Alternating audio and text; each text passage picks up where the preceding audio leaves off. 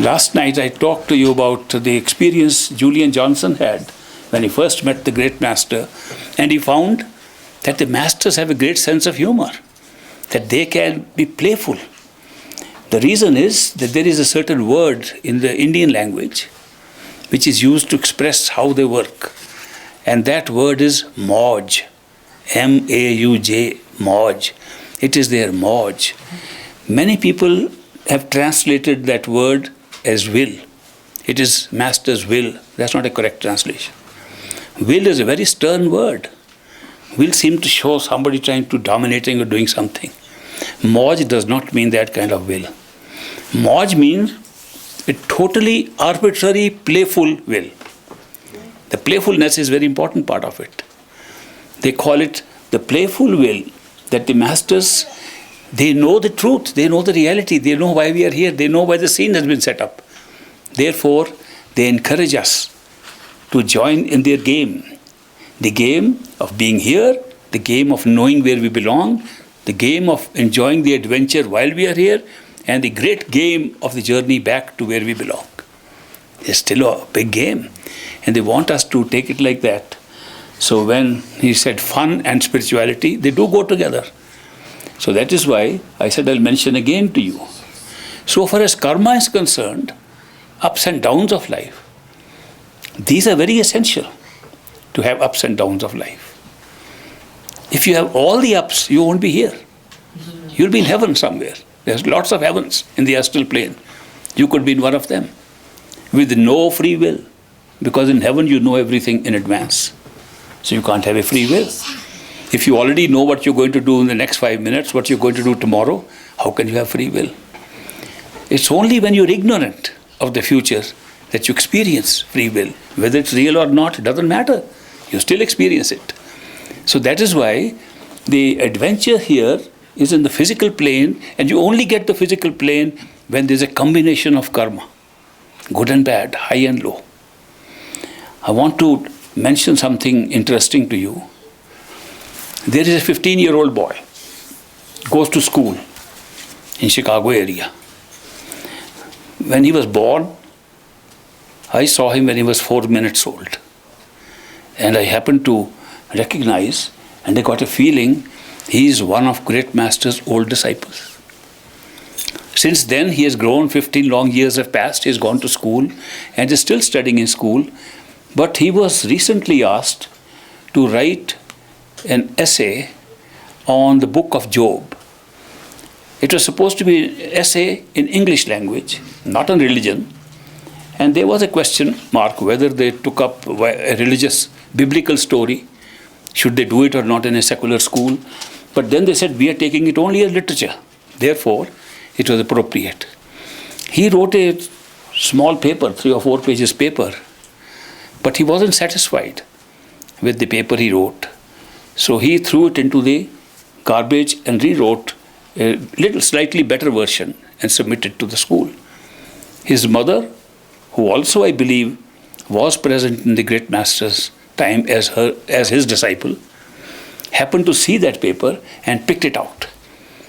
And when she read it, she said she must show it to me. First of all, the English was remarkable for a 15-year-old kid.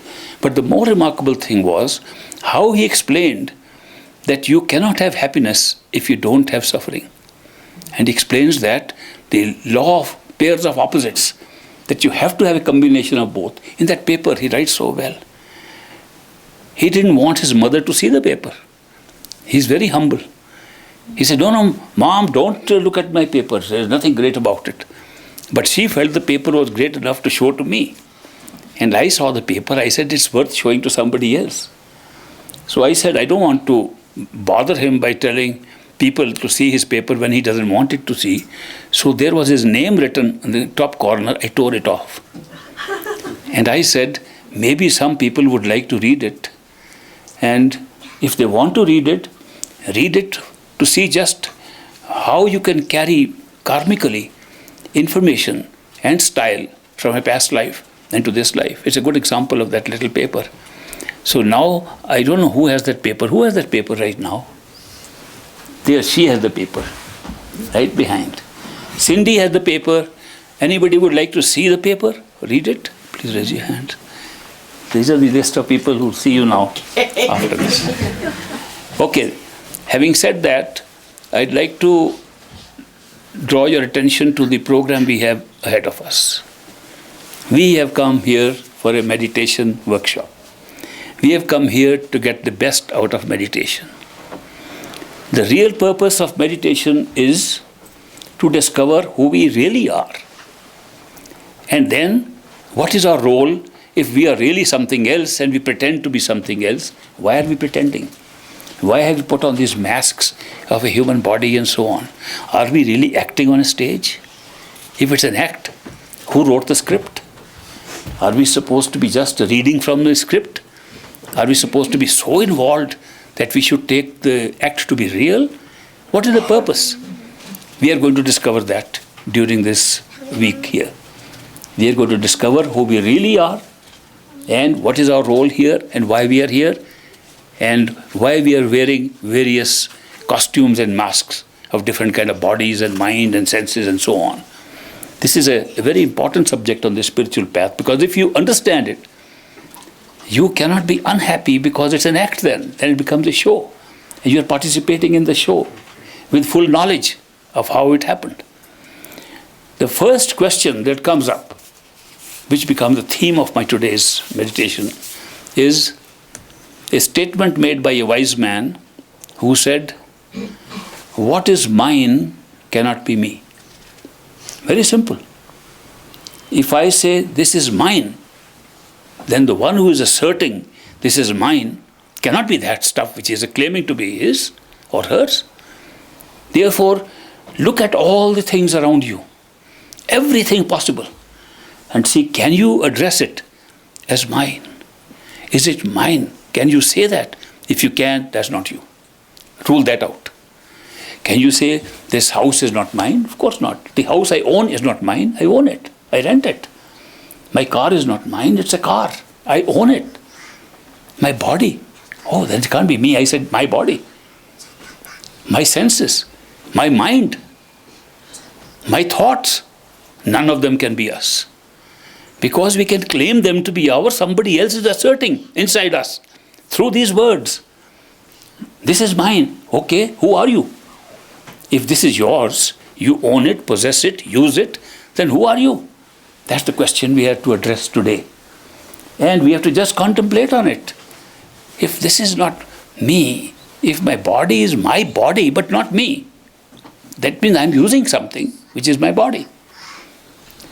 If the mind is not me, I'm saying it's my mind, my thoughts. You cannot be thoughts and mind. Even if you say it's my soul, you cannot be the soul. Then who are you? Who is the one asserting continuously, this is mine, this is mine, this is mine? Somebody is claiming all this.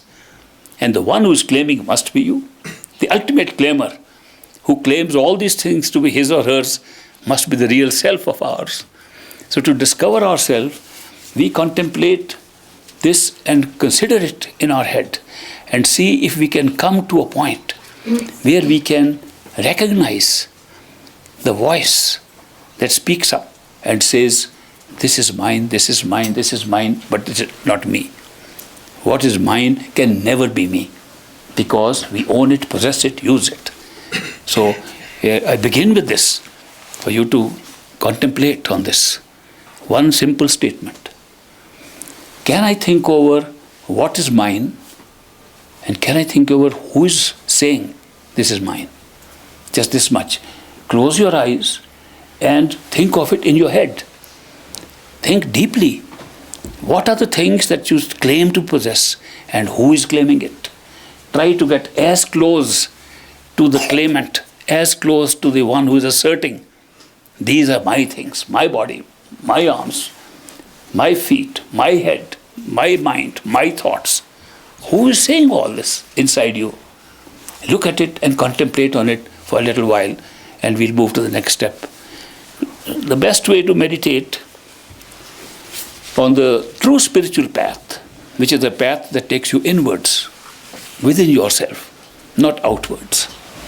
When you go outwards, you can be in the adventure land You can go and enjoy what you like in a created universe. But you don't go to the creator. But when you go within, you are able to reach that assertive voice, which is the voice of the creator of the whole show. So let's try, if you can figure out in a little while, by sitting behind the eyes in your head, where consciousness is operating, from where you have been saying all this time, this is mine, where even without touching your head, you always say, this is mine. A person talks to you and you want to look at that person, talk to him, you shake your head there.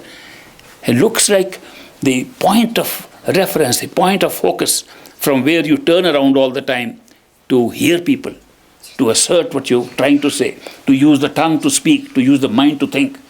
That seems to be some assertive power that sits inside the head. Try to go as close to it as possible and spend some time contemplating it. Close your eyes and begin.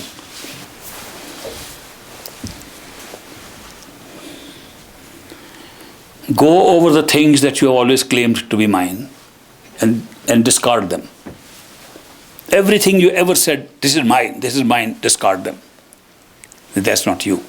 Then move on to the next stage. Then another one.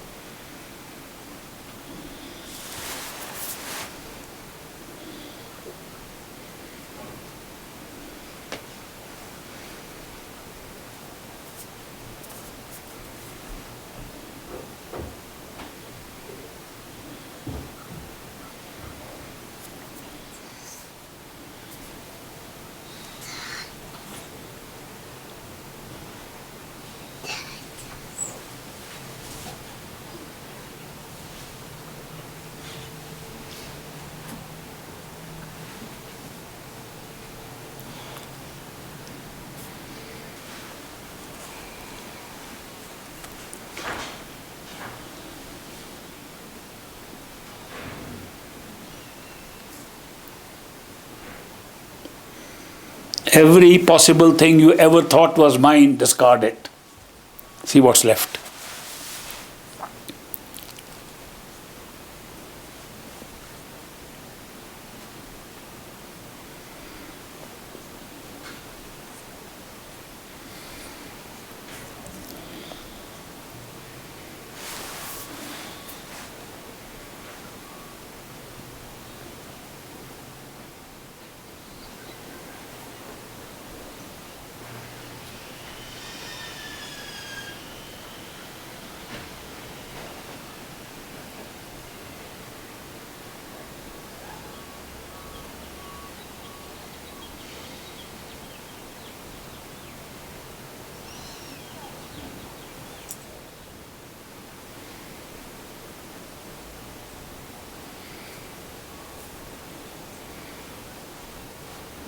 Keep your eyes closed till I count 5. 1, 2, 3, 4, 5. Open your eyes. Come back to this workshop here. Welcome back. I noticed that many of you were thinking of other things during this exercise. How many of you began to think of other things instead of what we were supposed to be doing? Wow, I also raised my hand. The mind will divert you from a question like that. The mind has a tendency to divert you because this is really discovering something beyond the mind, what we're trying to do. And the mind tries to divert by trying to remember something else, association of something else. You think of one thing in order to say, is it me or not? And then that leads to other association of ideas. And so many were thinking of other things too. I could feel a little sense myself that they are just like me. If I can think like that, they are doing the same thing too. But the point is simple. How many of you could really feel that when you say, this is mine, so it's not me. Let me leave that aside. Let me move on. How many of you could move even halfway through to where you are asserting? Halfway? Even less. Good. How many halfways? Well, that's pretty good progress. We'll make the rest of the halfway later. But it's interesting that the location of the conscious being, the questioning being, the location of the questioning being is not in doubt. If anybody has doubt, let me know now. That this questioning that you were doing in your head was in the center of the head, it was behind the eyes, in the center of your brain. And that in this body, this questioning was not taking place from any other part of your body except the head. And that also, if you contemplate carefully, you were questioning from the center of the head. The voice that you use to question is the voice generated by your mind. Thoughts are all generated by your mind. Remember, you have no means of speaking except your mind. That's why it's given to you. So you can think and speak, even to yourself. So you use your device of the mind to speak to yourself in your head, but the one that was using the mind, we knew the location was behind the eyes. This is very important. That position is our notional self, location of our notional self in the wakeful state. When we are awake, like we are now, we are always there. We operate from there. But we are spread out from there through our scattered attention, first of all, throughout our body. Although we are there, but the sense perceptions, the feelings that we have hands and feet and a body, that stretches that out, scatters it out all over the body, right up to the extremities. And then the thoughts start operating. Once the body becomes real, a physical body takes over our attention and becomes real, then the mind starts working with everything outside of this body and begins to think of things that are outside of this body. This is a practice that we have done for millions of years. In every incarnation, we have done the same thing. We are used to it. We are used to spreading our attention from the focal point behind the eyes in the wakeful state, spreading it all over the body, and from the body, through thoughts, everything that we can perceive through our sense perceptions outside of the body. So we are not only scattered in the body, we are scattered in the whole world. We create the scattering effect of our attention throughout the world, and all the thoughts that come to us, even in meditation, even in the little exercise we were doing now, they were about things that were outside the body. We were not thinking much of what was happening inside. We don't have an idea what's happening inside. So we are thinking of things outside constantly. So this, every time we think of something, a little strand of our attention goes there. And think of something else, little strand goes there. If you are able to see with your eyes, with the physical eyes, the strands of attention that have gone to different things, it's a huge, heavy net. It's a net of little thin ropes of extended attention that is catching things and remembering them and bringing them back to your mind. It's a two-way traffic. These little strands, like electric cords, have a two-way traffic. They operate from inside. You have to think of a thing, it has to go out from here, there. Now you're thinking of a thing. Then, when you think of the thing, its image comes back to you, or some idea about that comes back to you, right on the same channel. So there's a nice wire connecting us. The little tiny ropes, the strings that we have created. As we grow older, there are more and more strings. Kids have less strings. And the older we are, the more strings we have, because more experiences have taken place outside our life, which hold us. When we meditate, each one of these strings comes in the way of trying to find out who we are. Now imagine what a net. It's just worse than any spider's net. I have never seen a spider weaving such a net like we do. We have woven such a net around ourselves.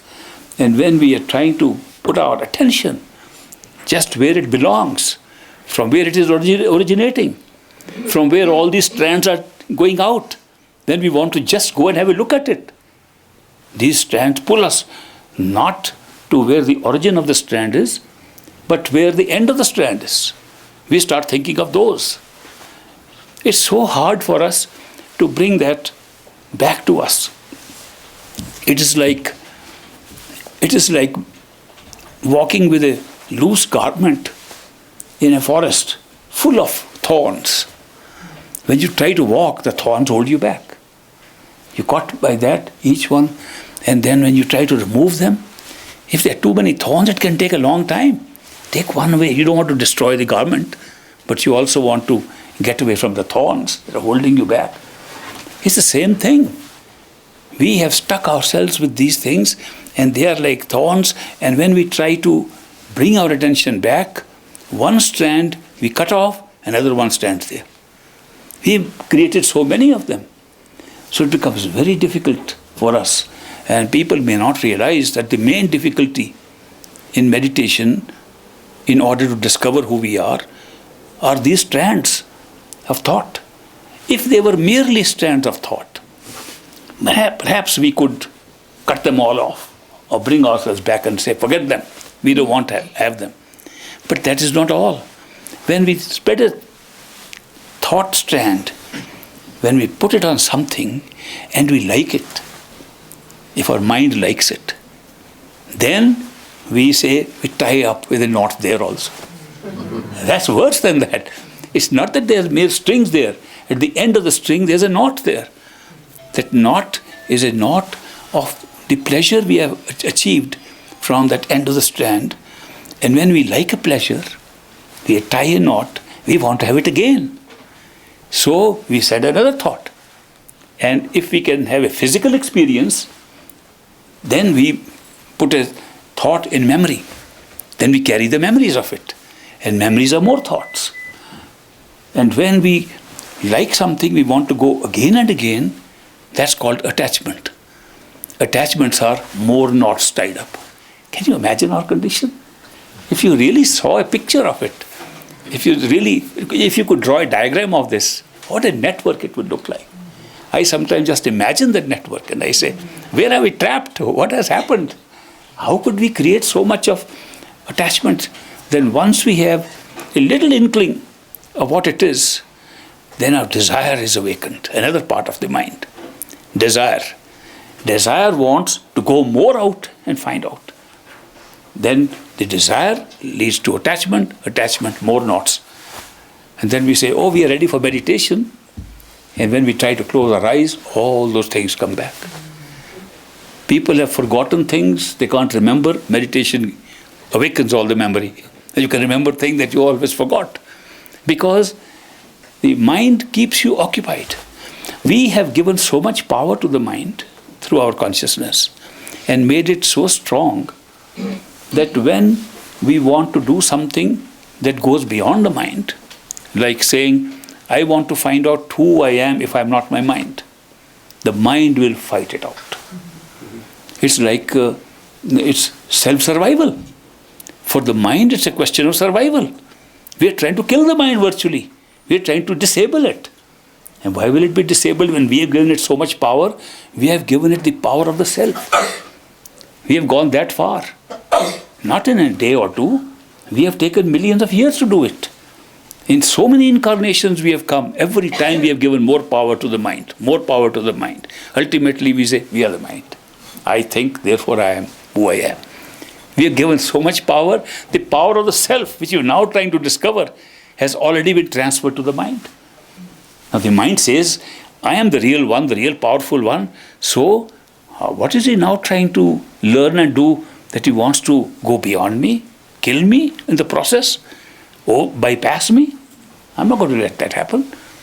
So that is why, if you have the most active mind, it's in the period of meditation. You will see the mind becomes very active and tries to prevent you from knowing who you are, and makes you stick again and again to the notion, oh, I'm thinking about it, that's my voice, I'm speaking. Instead of feeling that you are not the mind, it's this thinking machine that you are using, instead of feeling like that, you begin to feel, I am the thinking machine, I am the mind, therefore I am saying all these things. it becomes very difficult to separate the real speech of the self, of the soul, of consciousness per se, through the mind, and separate it from the mind, which is really the art that we have to learn in good meditation. How to separate the mind from ourselves. Now, I had little experience. You said halfway you were able to find out body is not yours. When it comes to the mind, it's very difficult. The mind was the most difficult part. Let's do another exercise, meditational exercise now, in order to more closely watch a gift that was given to us to use, which has turned out to be an enemy of meditation today, the mind. It was given to us as a gift. It's a beautiful gift. I can't imagine a more wonderful gift. A gift that is the power to think, the power to speak, communicate, the power to create, the power to interpret sense perceptions, the power to create permutation combinations of different sense perceptions and create new patterns, to be such a great creator, with so much creative power of different patterns it can create. What better gift can you have? And yet, what is the problem? That the very gift which is supposed to be the most friendly thing we could ever have had has become our enemy. It does not even let us discover who we are using that gift of ours. So that is why in this little short meditation that I am suggesting to you now, we'll do nothing but sit in the center and watch the mind. That's a very big thing. If you can do it, you will have gone maybe another one half of the remaining one half. If you can just do this, that you can sit in the head, in the center, where you notionally belong right now in the wakeful state, where the assumption is that in the body, in the physical body, when you are awake, that's where you operate from as a consciousness. Therefore, sit there in the center and watch the mind at work, which means allow the mind some freedom to do what it likes. Allow it to think whatever it likes. Don't direct it. Just listen. Remember our biggest capacity in consciousness, the biggest capacity that percolates down right up to here, up to this level, and even up to dreams, and dreams within dreams, it goes on. The biggest capacity of the self is the power to listen. The power to listen is also one of the most wonderful gifts we have. Because you will notice later on during the week, that is the power of listening that will draw you to yourself better than anything else. Right now, use that power only to listen to what the babble of the mind is if it is uncontrolled. If you allow the mind to think what it likes to think, and not that you tell it what to think, see what happens. First of all, you'll have no problem in listening to it because the mind never stops talking. It never stops thinking. It always keeps on thinking. So when you have an experience of the mind thinking, you are not thinking. Don't think with the mind. Don't become the mind. Don't join it. Remain separate. Sit separately. Just quietly. As quiet as you can, and watch the mind thinking in front of you. If the mind makes images, pictures, watch them like a screen, like a television screen. There's the pictures coming in front of you, patterns coming, colors coming, grey, brown, red, white, moving along one side. Just watch.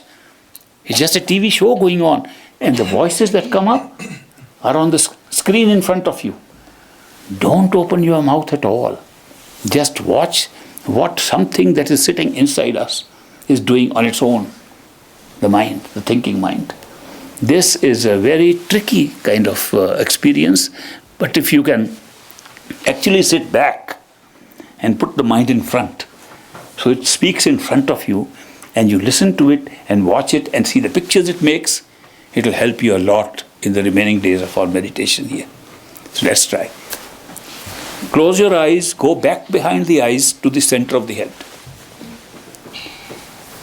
If you can figure out where the center of the head is, go there. If you cannot figure out, use some little device of your own hands. That means put your hand in front of the forehead, at the back, and say, that's where I'm supposed to be in the center.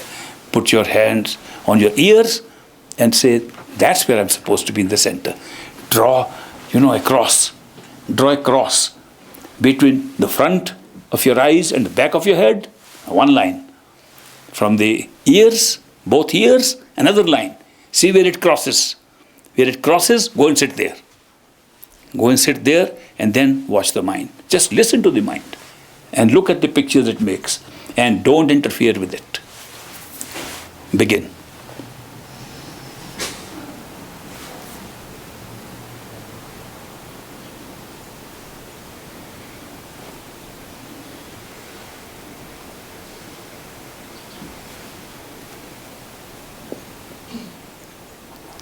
Don't think, allow the mind to think.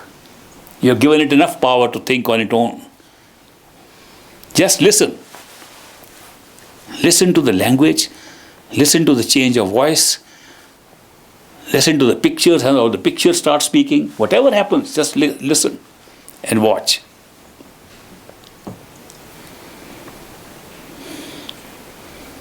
See the pictures from a distance. Don't move towards them. Let them come and go, one picture after another. Let the words come and go. Don't direct anything. Stay in the center. Push back to the center.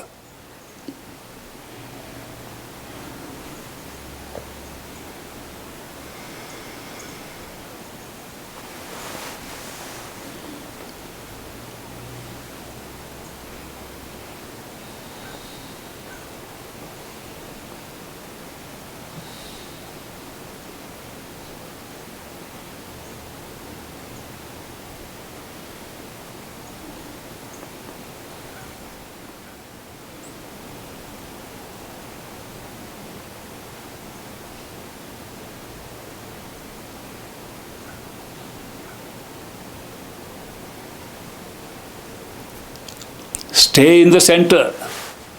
Don't move forward. Don't be distracted. Listen and watch. Listen and watch.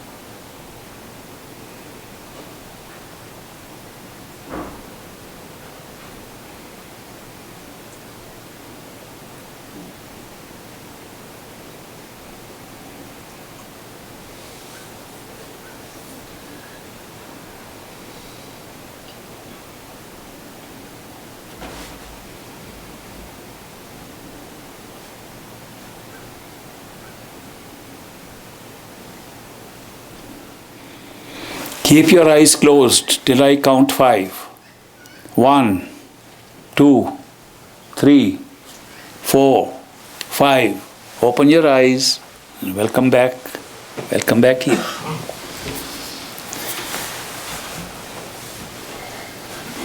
How many of you were really able to stay in the center during this exercise? Anybody could do that? Or did you drift away? The thought of the mind and then come back again and drift away. How many drifted away 10 times or more? Wow. How many drifted away 5 times or less? Wow. This is amazing. Amazing power of the mind. We have given it the power to take us away even when we don't want to. We tried very hard to stay in the center, and just because we were watching a thought, we moved from the center and went along with the thought. And then we had to come back again. Then we went again with the thought. So we didn't really succeed in this experiment. We have to lot more work to do in order to do this. Great Master used to say, If you want to remove every one of these strands of desire and attention that is pulling you out, and cut one by one, this whole lifetime is not enough. It is like a man who's trying to take out all the thorns of the forest. Oh, I can't walk through the path. I take one thorn off, another off. He can spend his whole life and not complete it. Therefore, he recommended, wear thick boots. Very thick boots and walk through the thorns. The analogy of the thick boots is bypass the mind. That means don't try to tackle it. Don't try to tackle every time it tries to take you. Bypass it. But Now, sometimes external attractions, you hear a bird, you hear a machine, it's Yes. hard to not hard hear to stay it. there, yes, I know. But to bypass the mind means that you begin to focus not on the mind at all. Don't even bother about the mind. To bypass the mind means don't even bother about the mind. Then what do you bother about? That's where the role of a perfect living master comes in. That thinks and contemplate on the face of the master, on the eyes of the master, and think so deeply of that one thought bypasses, and the image, one image of a master can bypass the rest of the thoughts, and they may take place. They'll keep on taking place, but your attention will be diverted to just doing this. And if you do that with love and devotion for the master, it is a good bypass of the mind's diversions. This is a very good method that these masters have suggested, that if you have an experience, and you must first have an experience of love with the master. If you have had no experience, you can't do it. Because it's not such a mental game that you're going to set it up in your head. You must have had sufficient time and sufficient events of life to say, this was great, Master did it for me. This was good. Master, thank you. I love you. Master, I love you. You have said that many times over. If you have done that, then the contemplation or dhyan of a master becomes much easier. And when that happens, then how do you keep the focus on the master? By using the memories of the master instead of other memories. So you remember, this is how I saw the master. This is what happened then. That's how I remember the talk. I gave a hug, and I got a hug back. It was such a good thing that I got, because she sings a song, Tikki sings a song. I don't know if you know the translation of the song. One of the lines in the song says, you remember the song? That if the master takes you in a hug, he can remove so many of your karmas, and all the things that were standing in your way can go away. Of course, when you want to hug somebody, you should watch out like this if the wife is there or not.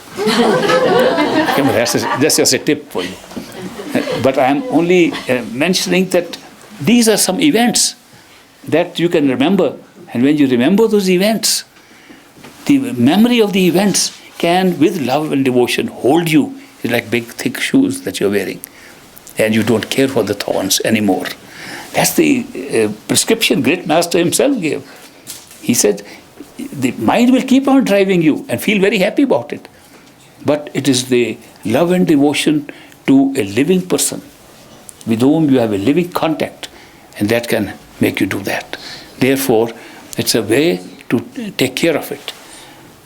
Now, I know many of you have masters. Many of you have been initiated by masters. Many of you have had experiences, both external and internal. And I do not distinguish much between the external and the internal, because the source of all experience, external and internal, is the projection from the same consciousness.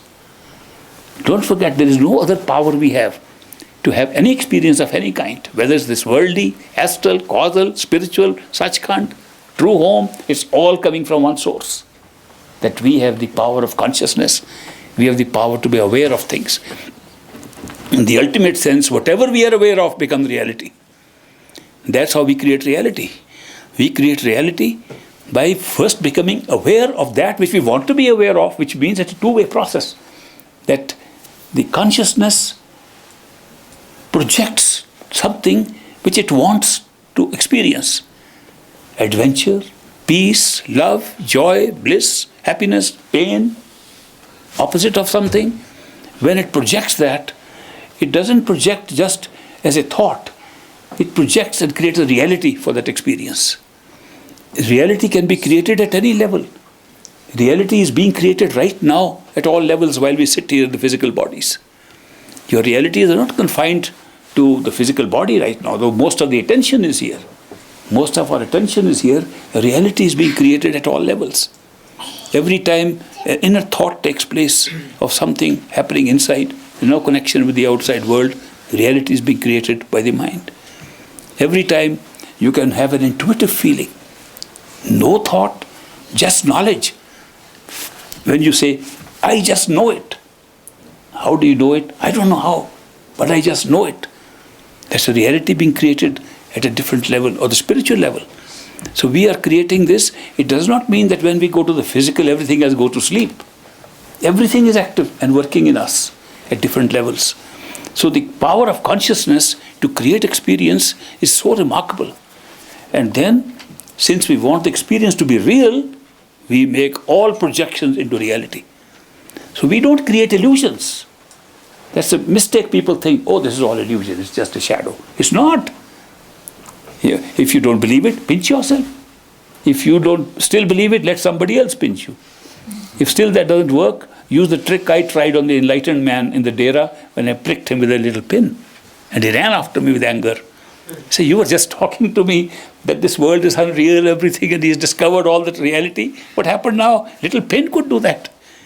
So this whole reality we create, and the beauty of this creation is that we create one reality at one time. Supposing we created all the realities at once, nothing would be real. Supposing we could go to sleep and have a dream and also be awake at the same time, we won't know what is dream and what is awake. It's only that at one time we have one level of consciousness. We created it like that. That's the best way to make that level real.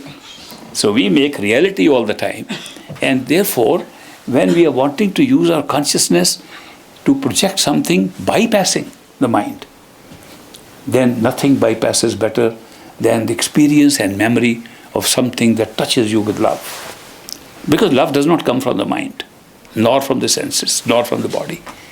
It comes straight from your spirit. It comes straight from your soul. It's a direct offshoot. It's a direct function of consciousness per se, without needing anything else. That's why it's the most wonderful thing. That's why love is the secret. They have those badges. Mary Hoyer gives us those badges which says, this is not that cane, but I have a cane also which says the same thing. Love is the answer, no matter what the question. Which is a very, omnibus answer. That ultimately, if you really want to experience the best of consciousness, it's experience of love. There's nothing else. You can't have anything better than that. The desire of the human consciousness, per se, without any encumbrance of its own, to have the experience of love. Not only love in an abstract sense, love in the sense of being loved by somebody and to love somebody. It's a two-way relationship. You have to create two just to have that kind of experience of love. The very basis of creation, that you had to have more than one just for that experience. So to have that kind of experience, to love and be loved, that's basic to our consciousness. It is not created by any particular kind of reading of books or of study of any subject or having enlightenment or any kind of meditation. It's natural. Whether you meditate or don't meditate, that will always be there. So therefore, why not use it? The best way to use to bypass the thinking of the mind is to go straight to the spirit. And the spirit can be captured if you can hold your attention as much as possible, as much of it as possible, on the experience of love with somebody whose love can be counted on. That's another thing. Love must be with somebody whose love can be counted on. If you are doubtful of the love, you can't have that experience. Because then, very quickly, you'll jump from love to doubt. and you're back into the trap of the mind again. So therefore, whose love can you count on? I spent my whole life moving around in this world, all over the world, traveled 50, 60 times around the world in my life, met people of so many countries, people talking of love. I attended seminars on love. And it's all superficial. Nobody says it is certain. And if it is certain at this moment, it's not certain the next moment. But the one love that I can tell you, which has stood the test of time and certainty, was love of a perfect living master. Unconditional, unchanging. Now when a few events, few physical events and some internal events add up, those memories of those events are very good to hold your mind there, and you can bypass this diversion that the mind just demonstrated to you it can take in spite of your efforts to be in the center. But with that, you will find it's easier to be in the center. Now I know many of you are initiates of masters, you have had experience, and you have had some small experiences, inner and outer, coincidental experiences which you related to the master, which you thought were happening without the master's presence, but you could see his presence. Those are the kind of things, if you can go over them and remember them and put your attention on those events, you will find it is much easier to be in the center. Would you like to try that? Yeah. Try it now.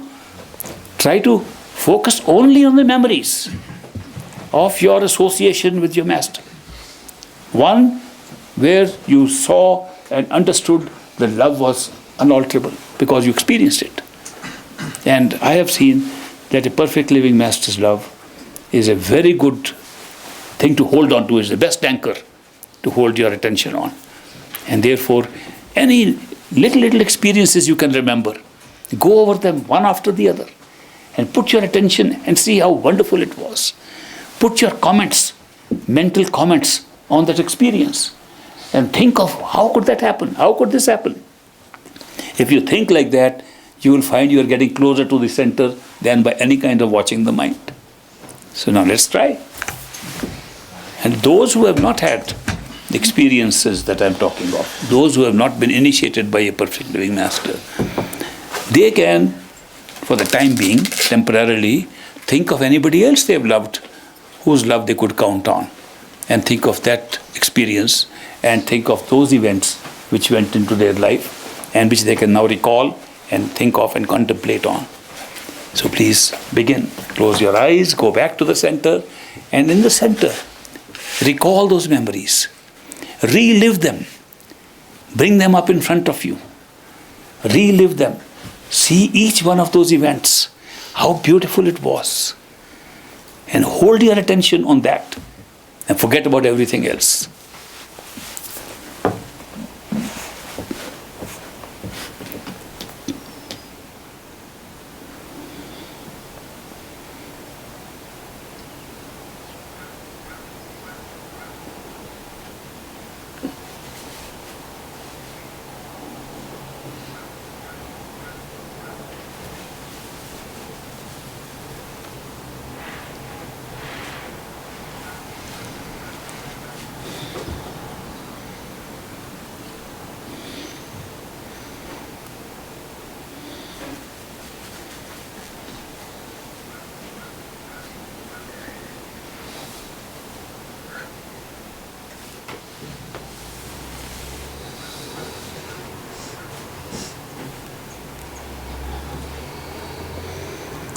Recall the events and relive them. Relive them in your mind, in front of you, in the image. Remember all that, one after the other.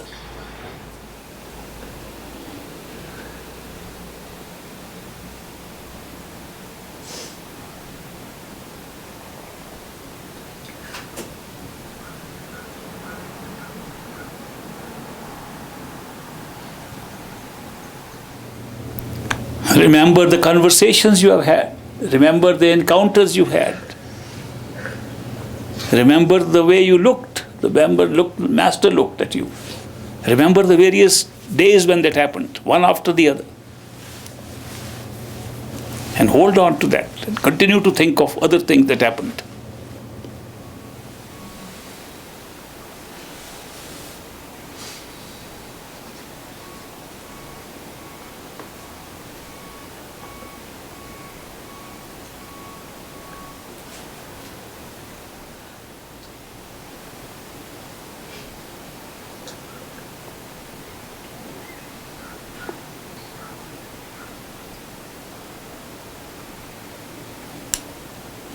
Keep your eyes closed till I count 5. 1, 2, 3, 4, 5. Open your eyes. Welcome back. Was this exercise easier to hold the center than the previous one? How many felt like that? Oh, so this shows the power of love. Even brief experience of love with somebody who extends unconditional love to us, it can bypass the mind and take us to our center much faster than anything else. Now, I have given you these introductory exercises so that you will know from the beginning that the ultimate desire of all of us is to be able to experience all the levels through which we have created our experiences and ultimately find out who we are and how and why we created all this. We created this in a very systematic way, and as you will learn how systematically we created these realities around ourselves, one after the other, we made each awakening, each rising from one level to another level, an escape from the trap, without realizing that where we awakened up could be another trap. So it was not only the beauty was not only in going down into several levels of consciousness, putting so many cloaks around ourselves, then taking one by one off. The beauty was there was a great joy, and there was a great spiritual bliss in waking up at every level. So instead of having a one-time event, that we were consciousness, we were just the pure consciousness, nothing else, and we suddenly created a world. And then we didn't like the world, or we didn't do something, and we said, now it's end, the show is over. We went back there. That kind of thing was a one-time event. And how much joy can you get out of it?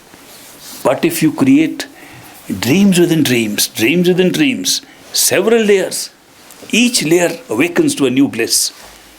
It adds the joy of enlightenment several-fold. While we went out to adventure, we went out to have adventure in different kinds of creation, we also made sure that the awakening process is also a bigger adventure. We must be very adventurous consciousness. I mean, it's obvious that the whole thing, going down into creation, is adventure, and awakening to reality of our own self is also adventure. And it's such a powerful adventure. Just like this world looks real to us. Everything we want to find in this world. We want to find the perfect master, we have to find here. Knowing all the while, from the master's own talks, that the perfect master is inside us. Doesn't help us to know, have true knowledge that the master is inside us, doesn't help us, because our reality is outside. So we look for the master here and get happiness and joy here. We get first bliss right here. Then the master helps us to awaken to a higher level. And we find that was the real secret. This is just a reflection of the reality. And we feel now we've come to our real true home. It's a very great awakening.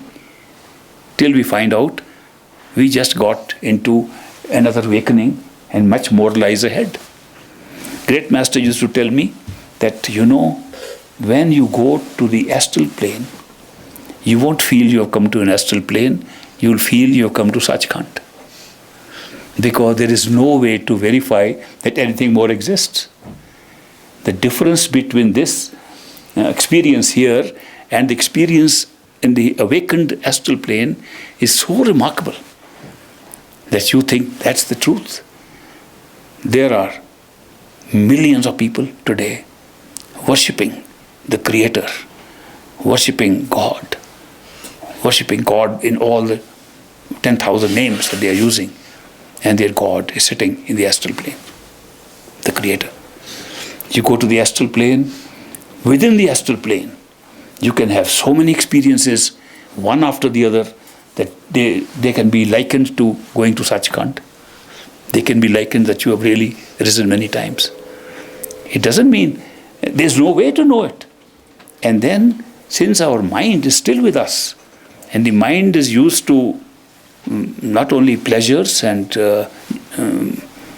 pleasurable experiences, it wants a variety of pleasurable experiences. If you give the mind the same pleasure again and again, it gets fed up and bored with that after a while. It says, I want something else. So the mind, when it begins to have the pleasures which are available in the astral plane, it begins to have more and more, and all the different levels of experiences and pleasures can be created right in the astral plane. Now I want to demystify some ideas about the astral plane. Astral plane is not some other world somewhere that we have to go into heaven somewhere setting up. Astral plane is around us right here. We closed our inner eyes, we have closed our inner senses, so the astral plane has become the physical plane. It's not somewhere else. When we wake up from this, we see the original of which the physical was a copy. It's a reflection. We can connect everything that we saw in the physical with its origin in the astral plane. Therefore, when you see the astral plane and rise to that, at some future time in this week, I will explain more details of these different planes and what experiences you have. But I don't want to say too much so that I don't create what they call auto-suggestion, that you begin to see those in meditation. You should be open to see what comes. But the astral plane has all the things here that you see in the physical plane. Nothing is missing there. The origin of everything that we see here is out there. And much more. It's much vaster than the physical universe that we know of, or that we're beginning to know of more and more. That's much vaster than this one. And movement there is very fast, because you can move with the mind and not with the body. You don't have to use the astral body to move. To change a location, there you have to think of the other location, and you are there. To understand a person, another person, all the persons are there. All of us are there, and many more. Many more people, many more friends, many more who died and are still to be born are still there. And we come across them and we meet them. To talk to them, they have come from experiences in the physical world where, being born in different countries and different cultural groups, they speak different languages, they have different idiom. In the astral plane, they speak their different idioms, but there's an automatic understanding, like there's an automatic translation system set up. Every time a person thinks of something, we can know it in our language that we are using. Ultimately, we begin to feel that we have knowledge of many more languages than we thought we did. We knew all the languages. Otherwise, how are we understanding them? But we begin to understand them. It takes time again, because we have been away from that experience for so long that when we go back, sometimes it looks like we have to relive again. We have been sleeping too long. And so we have to relive that experience again. There is no gravity there. None whatsoever. Gravity is not the law there. Gravity is only a physical law. And physical law is a very important law. It's the most important law probably in physics. But in astral physics, there is no gravity. So what is there is the power to change your form. You can have this look. You can recall what you were in a previous life and take that look. It was not the same look. We have had so many incarnations during one lifetime of an astral life that we had many faces and many body shapes. And it is there that we can change our body shape and still be recognized by people who know us in this life. How do I really explain this strange thing? It has never happened here. It is like somebody wearing a mask, but from the voice you can recognize. You say, oh, I know you are David. Your beard is not able to hide you fully. It's like that you can change your form. When your master appears in the astral plane and becomes your constant companion, he himself changes forms. But the first form you see of your master is exactly the form you saw in the physical plane. So your recognition starts from there, and then you can always recognize him, doesn't matter what form he has. You can always recognize your friends, doesn't matter what form they have. There are institutions there like we have on Earth, in this planet, physical planet, where people are working in libraries, in scientific institutions, in labs. But there's a little difference there. That first of all, those labs are held up somewhere in space. There being no gravity, nothing to hold it down.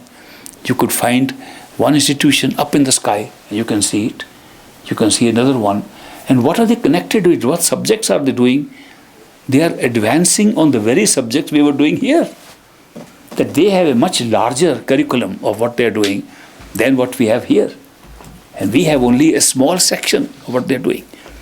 Big scientists whose names you might have known here and who are still there in the astral plane have neither come down again in rebirth nor have they moved forward. You can meet them. I don't want to name any scientists, but you will see them working on the very things they worked here. And they are advanced a lot. But if you go into an astral library and see the books there, they are not books with the pages like we have. The books have titles, and you can see what knowledge it contains, and then you draw a book from the shelf.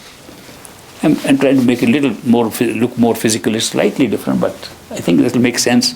You draw a book on mathematics from the library, and there are no pages, but all the knowledge of mathematics is in it.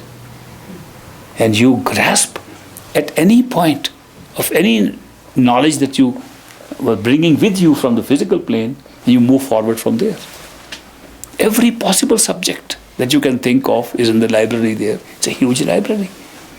But there are institutions where people are developing some other arts and crafts, painting, art, and they are working with other artists, and they're communicating with other artists and sitting together.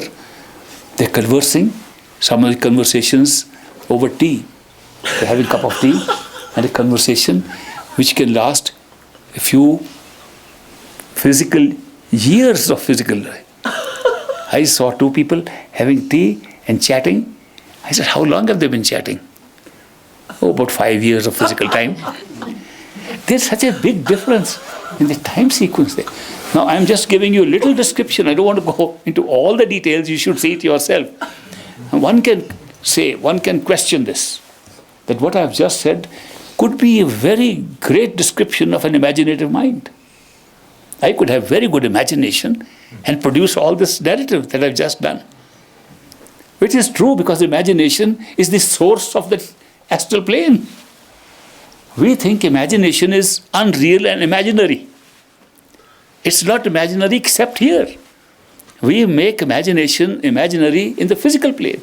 We make imagination a reality in the astral plane. So this is demystifying the whole concept that astral plane is another world or something. It's not a different world.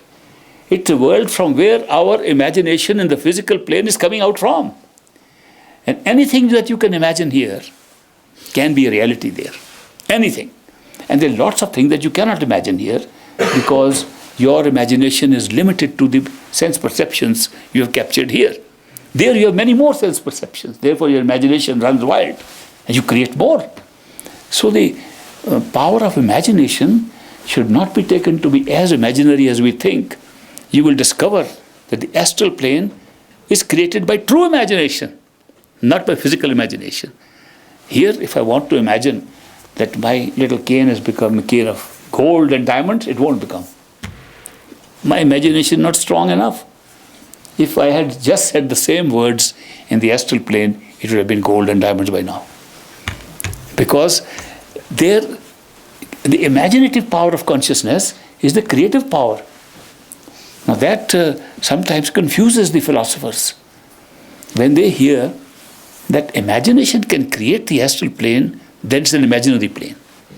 It's just been created in a physical state through imagination.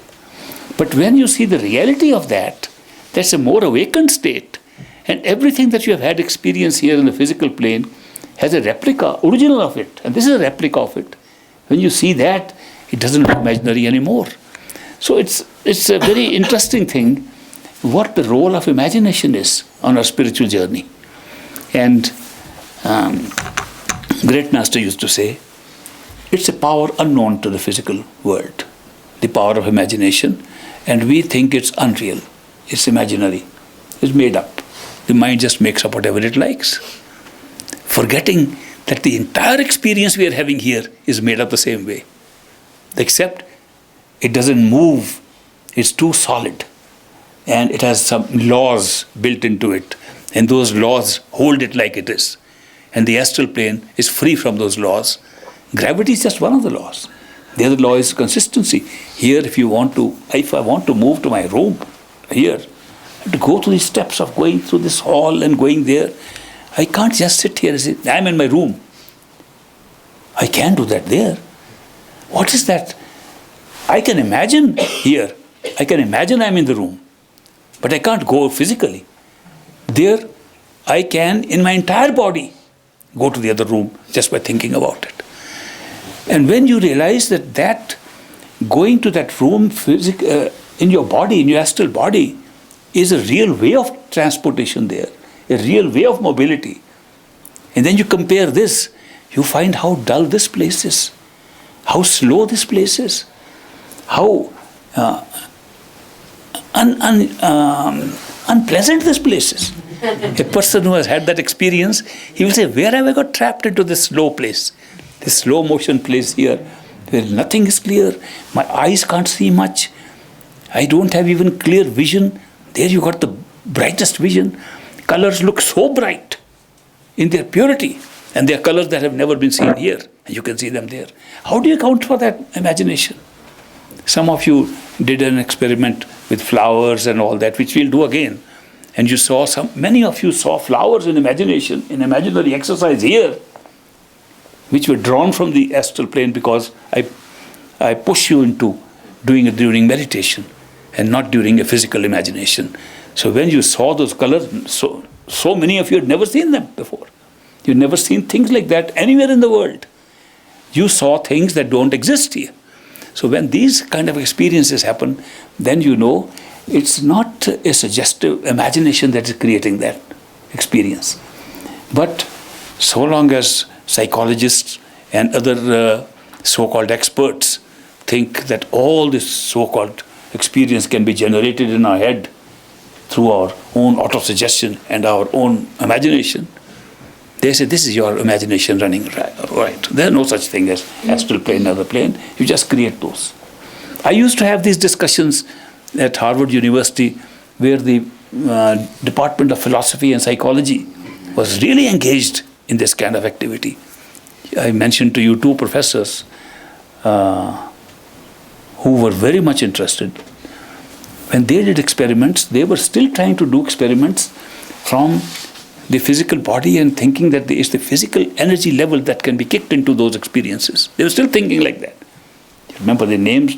Dr. Richard Alpert, who became Baba Ram Das, and there was Timothy Leary, another professor. Both were professors at that same time when I was there. They were both expelled from the university. I had no hand in that, of course. They were expelled because they were trying to show that there are other areas of experience that can be kicked in. Altered states of consciousness can be created. by simple things like chemicals. And later on, Richard Alpert discovered they can be created without any chemicals. And he became Baba Ram Das. I understand that he also came to Taos here. I understand that he visited a temple here, an Indian temple. And after that he went to India and met so many of the sadhus in the temples there. But these two people, Richard Alpert converted himself to a seeker of Eastern mysticism after discovering that the chemicals were not needed. Timothy Leary, who was expelled from here, went and set up on an island, I don't know how many of you know, and set up a new church. It's called the Church of the Boo-Hoo. Why was it called that? Because he said, in truth, he has found out that there is no difference between the sublime and the ridiculous. He found that both come from the same source, and we are dividing it up. We set up these value systems. So these people, they were able to see that it's not imagination. What we call imagination is only imaginary here. Now, what is the role of imagination in the physical plane? When you will reach the astral plane, you will find that imagination is a very powerful entity. It's a very powerful function of consciousness and creates the astral plane. What is the role while you're still in the physical plane? The role that Great Master said was the best role of imagination, the physical plane, is that whereas by trying to pull your attention back to the center, it's very hard. People start rolling their eyes back. When they want to sit in the center, they can't distinguish between this body outside and trying to be in a small space in the head. So there's a conflict that you try to think you are there. If you think you are there, you make an image of yourself, a little being which sits in front of you, and you're watching it. But then you say, no, I don't want to watch it. I am that. If you're that, then how can you be watching in front of you, yourself? Then you want to push back, and you get back into this body again. It's a real conflict in meditation. And a lot of people see it, but they keep quiet about it. When I was young, I didn't want to quiet about these things. So I would go straight to Great Master and say, this is the problem. Then he explained the power of imagination to resolve this problem.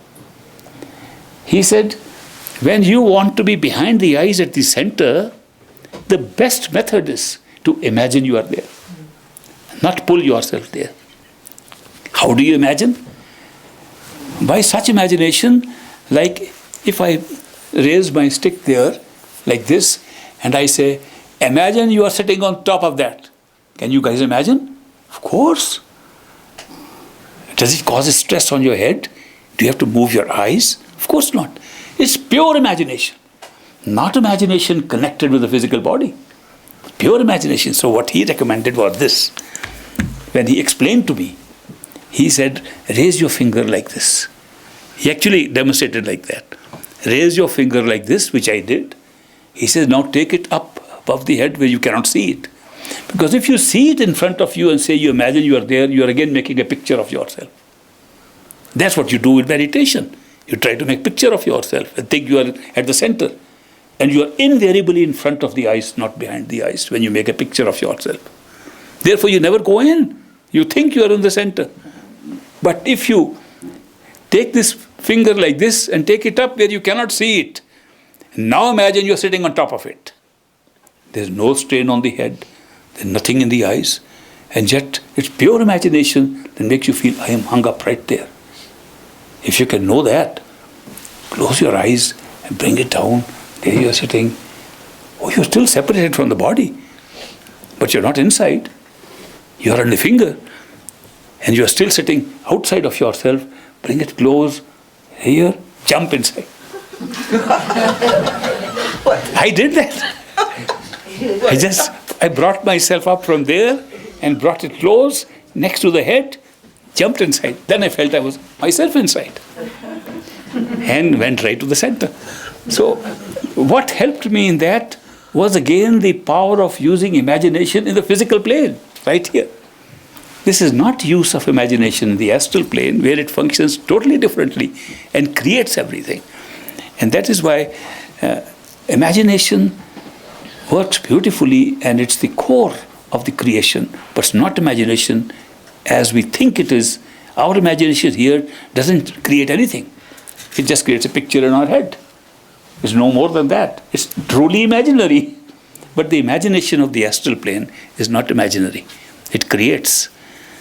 And then there's another strange thing, that if we take our attention still higher, and many people are confused. There was a young girl. She was a British girl. She still is alive. I'm not taking her name. And she came when she was 18 years old. And she was working in a military office in Shimla, a hill station not too far from the Dera. And with a colonel who was her boss, who became a disciple, she came with that colonel to the Dera and met the great master. And she was a very pretty girl. I was a teenager also. You know how teenagers look at girls. So I had that little eye, like same eye. So when the satsang was taking place, I was sitting on one side. She was looking at the master, and I was looking at her, because she was very pretty, you see. And I said, maybe when I look at somebody, somehow I find after a while they turn to see. There's something that makes you feel that somebody is looking at you, even if you're not in direct vision. I said, maybe she'll turn around and we have a glance-to-glance meeting at least. She was a pretty girl. And so I waited and waited, and the whole satsang finished, and she never turned. She was looking, which impressed me so much, that here is a girl who doesn't understand the language. The great master is speaking in Punjabi. She doesn't understand Punjabi. She's an English girl. So her mother tongue is English. She speaks only English. And she's looking as if she's understanding everything. She's looking with some smile and at the face of the master, like something extraordinary was happening to her. Anyway, later on, I did get a chance to see her. And she spent some time in the Dera and then went back and wrote a letter. She wrote a letter to Great Master. And at that time, as you might have noticed, that many of the letters that you saw, you printed from 1911 to 1939. This is about the 1939 period, close to that, little earlier than that.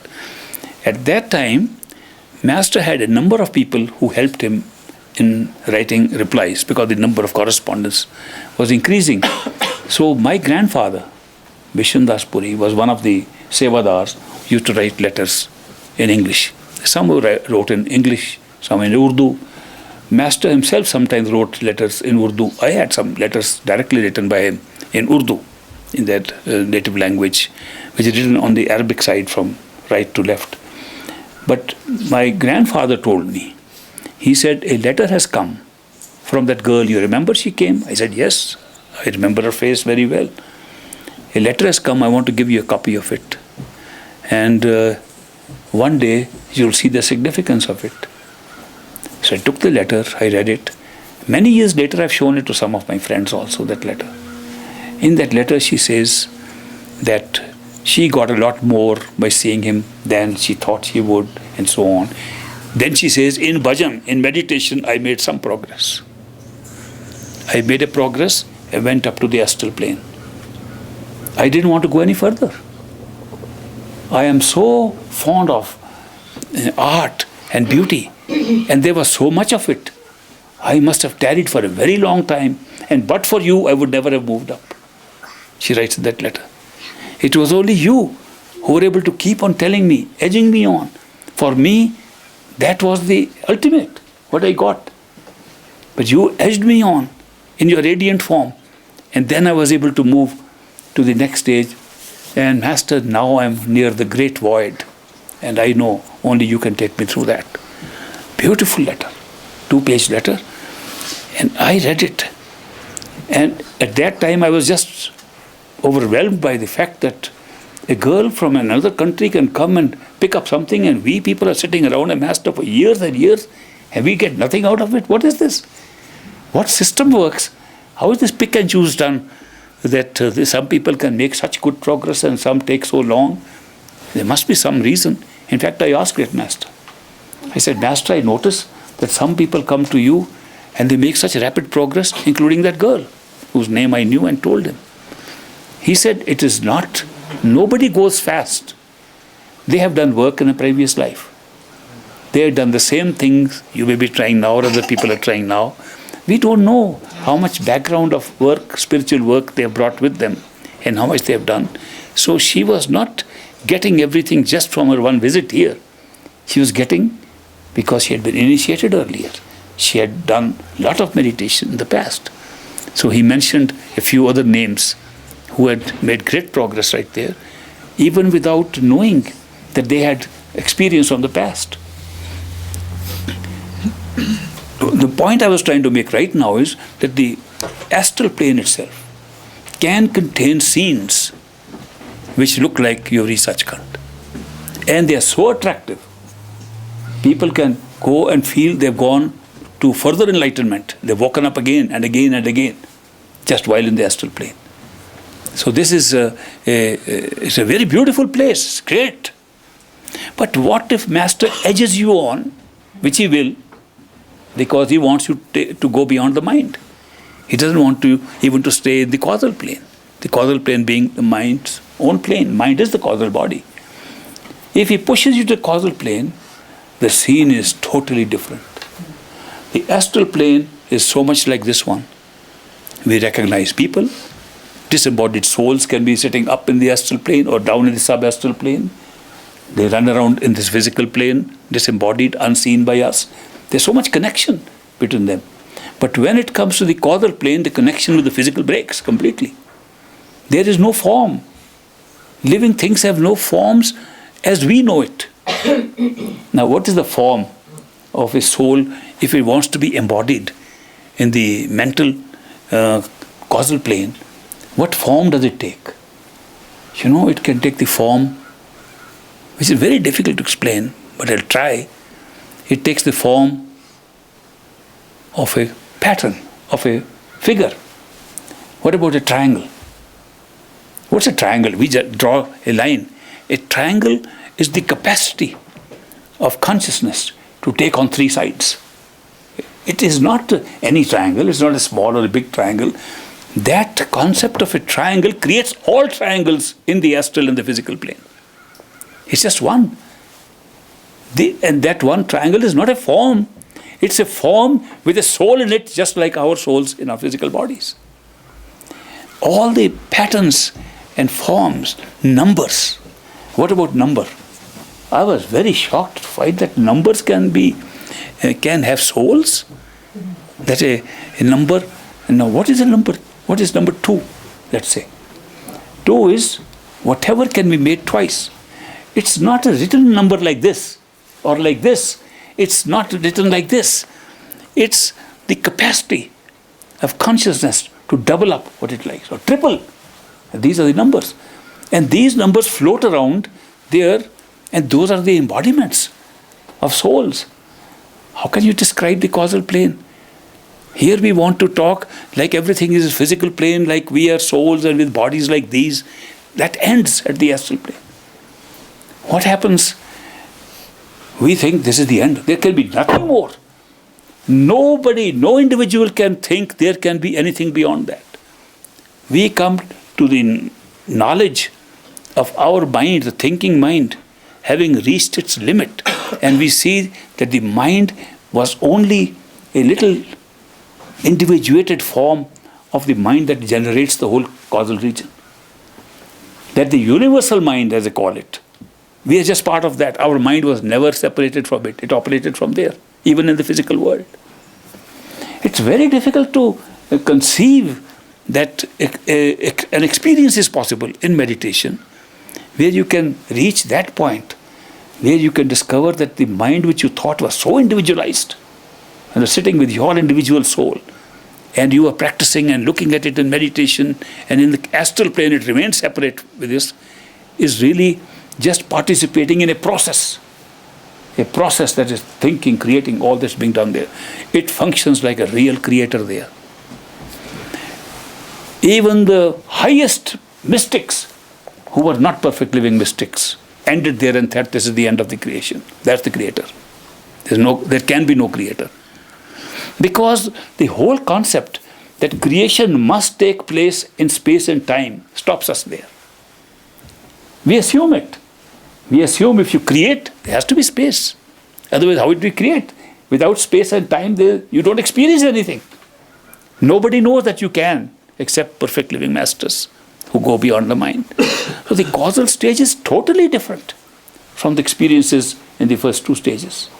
But the master, in his form, in the same form you are in, which is a unique form. It's the form that carries entire memories of the entire package of different life forms in the physical and the astral that you ever took. You have them all there. That's your form. The form and your memory includes everything that has ever happened or will happen if you continue. So the master said, leave it aside. Why do you want to continue in a series of births of different kinds, experiences of different kinds in the physical plane and in the astral plane? Why do that? Let's move on. But master, there's no place to move on. The place ends here. There's no such thing as place, which is true. But the master still, because he's not coming from there. He's a perfect living master. He has crossed that stage himself. And he knows how to cross that stage again. And he wants to take us with us because he made a commitment. Initiation by a perfect living master means a commitment to take us beyond that. And he is bound to do it, and he always does it. Where does he take us then after that? He takes us to a place where we discover we were never the mind at all.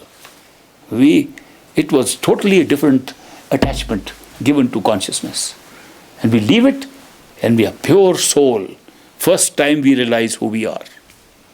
We had no idea till then who we were. That we are the creative power sitting in a spaceless sea, in a timeless moment of eternity. In one moment we have captured all eternity, from where we can create eternities whenever we like. We can create spaces and the universes whenever we like in our own consciousness. And yet we still have the power to love, because the master is still individuated within us, and we can still have the experience of one and the two at the same time. That's a beautiful experience. And nothing is holding us together with the master except pure love. The love of which the reflection was seen by us in a very small way, the physical world. We saw just a little reflection of that love, and we see its purity at that time. The master says, this is not the end of the journey. Where else can we go? There's nothing else. That we found the truth. We found that we are consciousness. We found the master is part of us, his same consciousness. Where else can we go? He says, we are still created for this kind of experience of two and one in love. The truth is that one alone contains everything. And we move out to Sachkhand, our true home, where we are always one with the one. We are never separated. But in that Sachkhand state, at the same time, now this is not in this time and space like we understand there's a big place, a small place. This is all pure consciousness. In pure consciousness, we can have the experience of 1, 2 million, 20 million, billions, trillions, one, all the time, at the same time. There's only one time. There's no time, in fact, that experience. It's completely indescribable in any human language here. I'm still trying to describe it. So you can see my shortcoming, my problem. I have a very big problem in trying to describe something that is totally indescribable. There are great mystics who have tried to describe it. Swamiji, who set up the Radha Swami faith in Agra, and then the descendants, great master was one of the line of descendants following that teaching. Swamiji says in Sachkhand, there are beautiful trees. I don't know how he said so.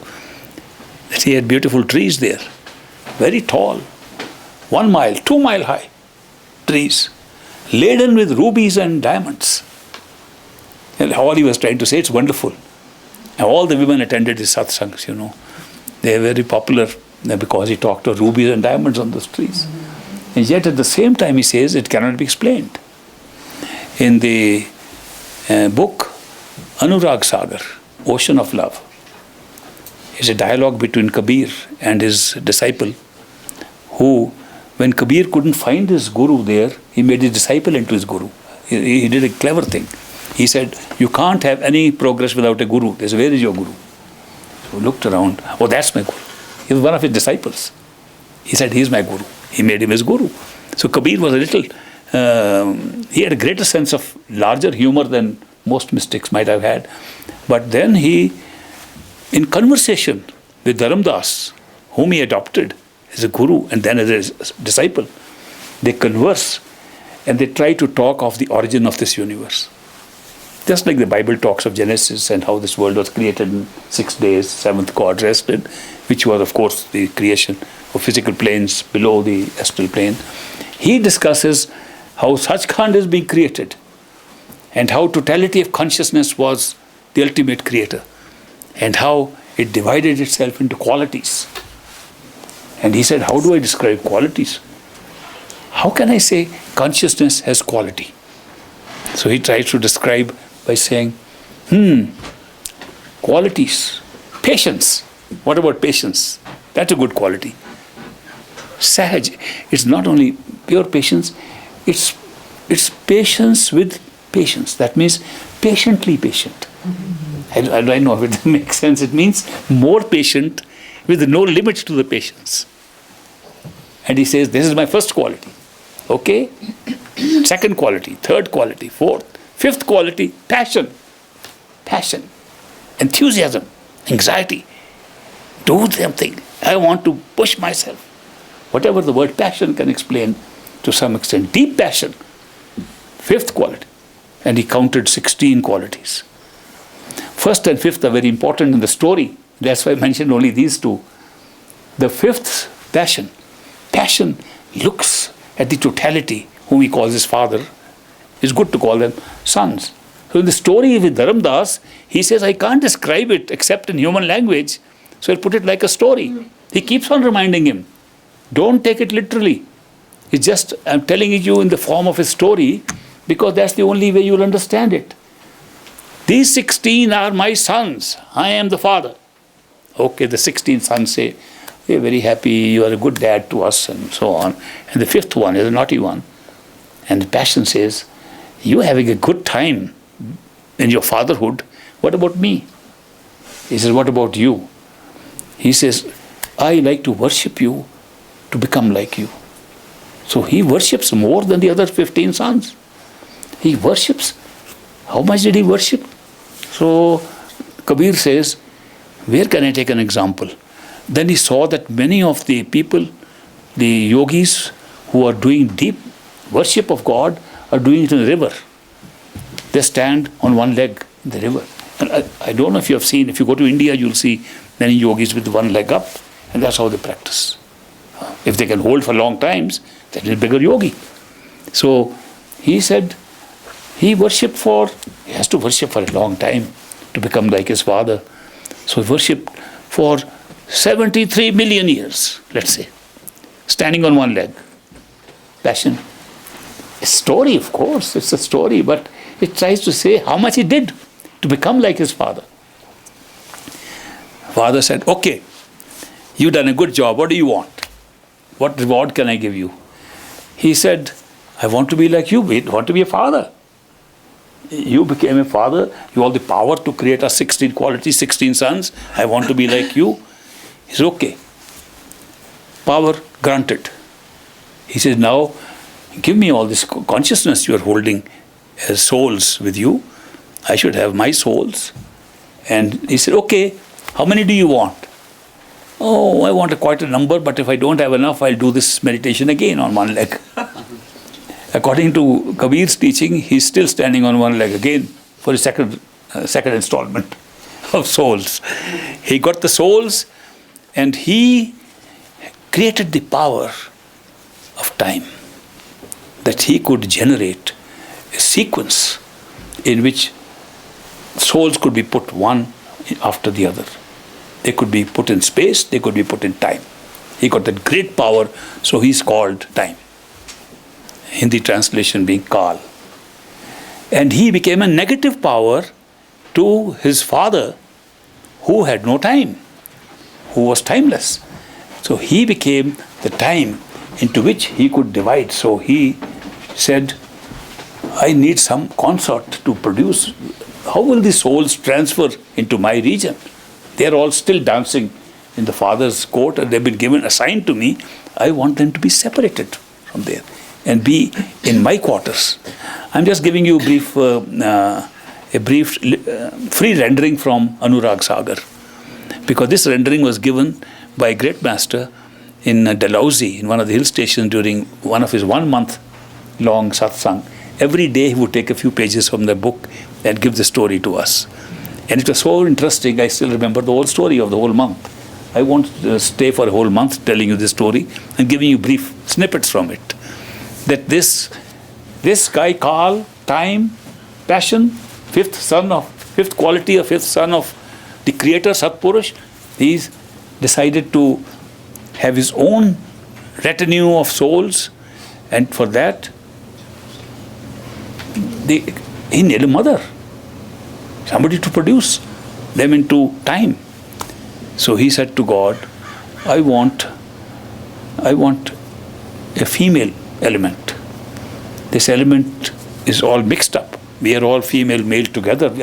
I don't understand how we reproduce. And Dharamdas says, really there are women there? He said, no. I'm only making a story. Again and again Kabir clarifies throughout the poem that he is making a story for us to understand it. It's still a story, but it represents something. If you can put your imagination, it can represent how that particular aspect of transition from Sachkhand took place. How are we here today? So he says, okay, I'll send you my own power, Shakti, power to create.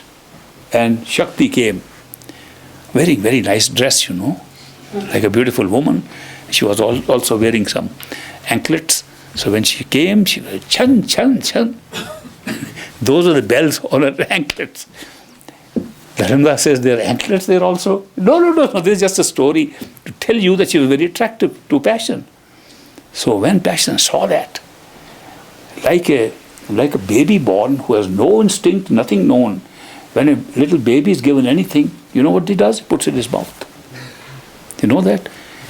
Kal, the fifth son of Satpurush, when he saw such a beautiful thing coming, he didn't know what to do. He swallowed her. Put in his mouth. He didn't know what to do. He didn't know that there is a relationship to produce, that there is a sexual reproduction and all that. He didn't know that. So he just swallowed her. And Shakti, who was the power of Satpurush who came to him, she cries, What have you done, Father? What have you done, Satpurush? You sent me here. You said you're going to transfer souls to this man, to this guy, and he swallowed me up. Please help. So God took a very stern look and said, what have you done? Kal, you shouldn't have done this. Nice story, you like it. And he was so upset, and Kal vomited out that woman. Terrible. But anyway, he stood there and he said, I made a mistake. Sorry, I shouldn't have swallowed you. I should have had sex with you to produce the souls. She said, how can you do that? Do you know, you and I are both born of the same father. We are like brother and sister. That's incest. We can't do that. Moreover, I was sent from the father, you are his son, I am like your mother. You can't have incest with your mother. Moreover, you dropped me from inside, I am like your daughter. All three relationships exist. And what are you talking about? About sex? That will be sin. A terrible sin to have incest. Now, all the story is set in very great values that the Hindu society of that time believed in, and the story is built into with all these values into it. And he says to her, and those, then he says, Papa punna me nahi lage. That's how they sing it. The whole poem is sung in a certain rhyme.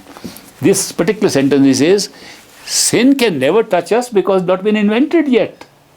We will now invent it. So that the souls that come down, they should be afflicted by it, not us. We are above that. When she said, this is not fair, but anyway, he produced 3 kids. 3 kids were produced in order to give dimension to his own nature, which was time. Who were the 3 kids? Brahma, Vishnu, Shiva. That all things that will happen in future creation under him will always have a beginning, a middle, and an end. Brahma, the creator, Vishnu, the sustainer, Shiva, the destroyer. They'll be the gods that people will worship. Satpurush was so angry at this whole drama taking place. Totally inconsistent with his ideas. He said, Kal, what you've done is very bad. I will never give you darshan again. You are expelled from my view. Kal said, that's terrible. Father, supposing I do more meditation. Even if you do more meditation and get more souls, I'm never going to see you again. Sorry, that was terrible what you did. So he banned him permanently. And he's still banned today. Kal, the negative power, the creator of this whole universe here, the ultimate creator, from the beginning of time, has never had a chance to look at the ultimate totality. Whereas souls that he got are able to go back to Sachkhand. He can't. He can never go back to his own thing. Therefore, he said, this is what has happened. He told his 3 sons, because my father has banned me and I am like him, I ban you from any view of me. So he banned his 3 sons. Brahma, Vishnu, Shiva, the beginning, middle and end of time. You will work independently, never get a chance to see me again. So they began to work and create the causal state of the mind and brought all this to copy the totality of consciousness of Sachkhand into the totality of the mind or thinking. It's a long story, So I've given you just the beginning of the story. The rest you can imagine what must have happened, because what has happened is how we are here, all of us. And we are trying to go back. And Kabir says that the souls still have the right. Not all souls, some have the right. Because when he gave the souls to Kal, some souls most of them were ready for adventure. Let's go. We're going to go into a new world created by passion, by Kal, by this thing. And let's go and see. Some said, what if he traps us there and we can't come back? So they turned around to Satpurush and said, what if we don't like it there? He says, if you don't like it, I'll come myself and bring you back. Don't worry. How many were they? According to some statistical estimates, about 10%. 10% of the souls that came in that creation got the assurance, if you're not happy, if you feel miserable in the new adventurous place, and seek me and tell me, we are fed up, we want to come back, I will myself come in the same form that you will be in at that time and take you back. Perfect living masters are fulfilling that promise of Satpurush, that they come at the time when those 10% souls who are marked at different times when they are fed up, by the time they get fed up and are seekers, they're taken back.